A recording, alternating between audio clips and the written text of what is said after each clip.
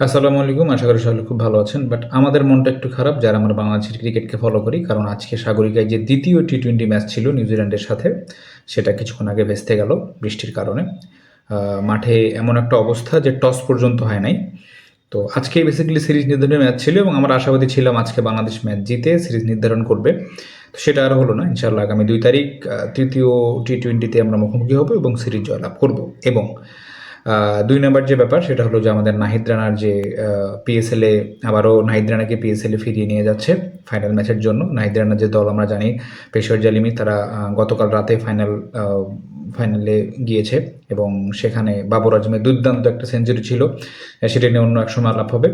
তো আশা করব আমরা নাহিদ রানাকে ফাইনাল ম্যাচে দেখব, স্কোয়াডে দেখব এবং তৃতীয় টি-20 যে ম্যাচ ইনশাআল্লাহ ২ তারিখ সেটাতে আমরা জয়লাভ করব। এবং এখানে তামিম ইকবালকে ধন্যবাদ দিতেই হয়, কারণ তামিম ইকবালের বোর্ড এবং ম্যানেজমেন্ট কমিটি নাহিদকে এনওসি দিয়েছে। এটার জন্য ধন্যবাদ অবশ্যই তার প্রাপ্য। এবং আশা করব আমরা সব দিক থেকেই ভালো কিছু হবে। ধন্যবাদ।